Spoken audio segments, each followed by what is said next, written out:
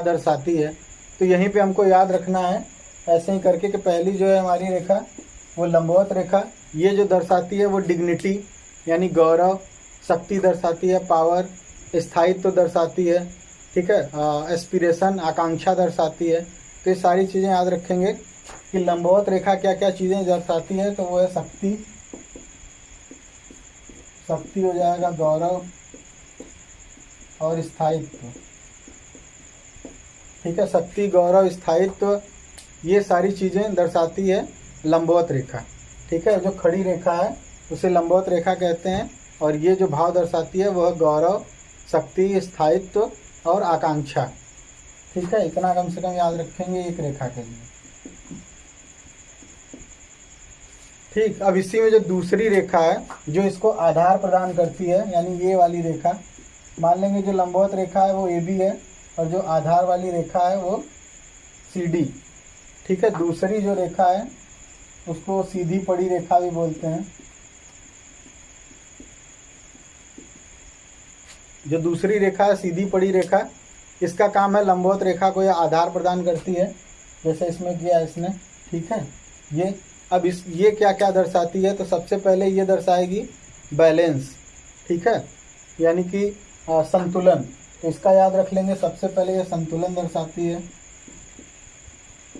ठीक। यहाँ से निश्चित ही आएगा रेखीय प्रभाव से क्वेश्चन, तो वो याद रख लेंगे क्या क्या कौन सी चीज़ें दर्शाती है रेखाएं। तो सबसे पहले संतुलन, उसके बाद विश्राम,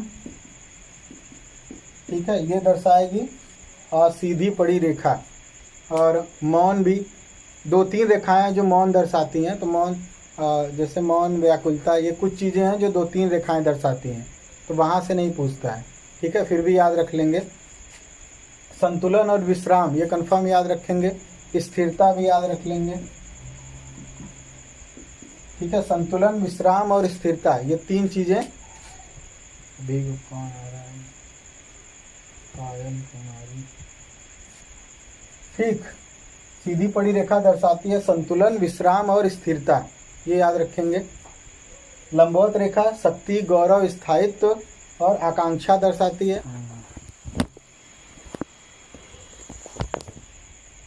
ठीक है। सीधी लंबवत रेखा क्या क्या दर्शाती है, तो शक्ति, गौरव, स्थायित्व, आकांक्षा। और सीधी पड़ी रेखा क्या दर्शाती है, तो संतुलन, विश्राम और स्थिरता, ठीक है, ये याद रख लेंगे। ये दूसरी रेखा हो जाएगी। तीसरी जो रेखा है हमारी कोणीय रेखा, ठीक है, कोणीय रेखा। कोणीय रेखा कौन कौन सा भाव दर्शाती है, तो उसमें याद रख लेंगे व्याकुलता, ठीक है, व्याकुलता दर्शाती है कोणीय रेखाएं। पहला इसमें है व्याकुलता, इसको सब लोग याद रख लेंगे, कंफर्म ही आता है, ठीक है, एग्जाम में इसको हल्के में नहीं लेंगे कि रेखीय जो प्रभाव है, देखेंगे पुराने पेपर में तो एक क्वेश्चन कंफर्म आया रहता है।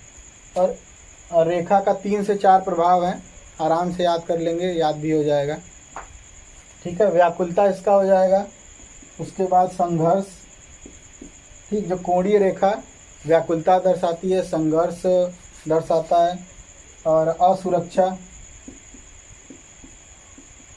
ठीक। ये 2-3 चीज़ें याद रख लेंगे, असुरक्षा, व्याकुलता, संघर्ष, ये मेन है, ये दर्शाता है कोणीय रेखाएं, ठीक।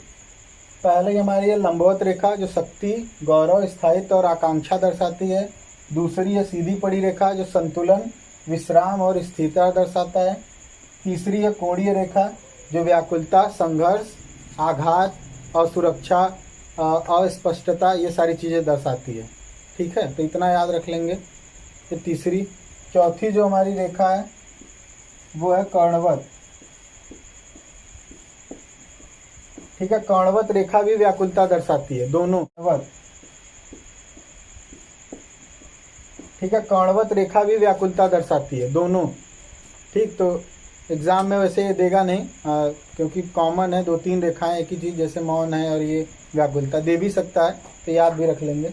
कर्णवत रेखा, कोणीय रेखा, दोनों रेखाएं व्याकुलता दर्शाती हैं, ठीक। तो यहाँ याद रख लेंगे, व्याकुलता इसका भी हो जाएगा। उसके बाद कर्णवत रेखाएं जो है वो उत्तेजना, बेचैनी ये सारी चीज़ें दर्शाता है कर्णवत रेखाएं। कर्णवत रेखाएं 3 चीज़ें याद रख लेंगे, पहला व्याकुलता, दूसरा बेचैनी, तीसरा उत्तेजना। ठीक है, ये कणवत रेखाएं दर्शाती हैं। पहली लंबवत रेखा, दूसरी क्षैतिज रेखा, सीधी पड़ी रेखा, तीसरी कोणीय रेखा, चौथी कणवत रेखा। ठीक है, अब जो अगली रेखा है वो है एक पुंजीय रेखा। ये सारे रेखा में चल रहे हैं। अभी जो कला के तत्व हैं, एलिमेंट ऑफ आर्ट, उसमें पहला है रेखा, उसी के अंतर्गत सारा चल रहा है ये। ठीक है, रेखीय प्रभाव। रेखीय प्रभाव में कौन कौन सी रेखाओं के क्या क्या प्रभाव हैं वही बता रहा हूँ मैं। इसमें लंबवत हो गया, सीधी पड़ी रेखा, कोणीय रेखा, कणवत रेखा।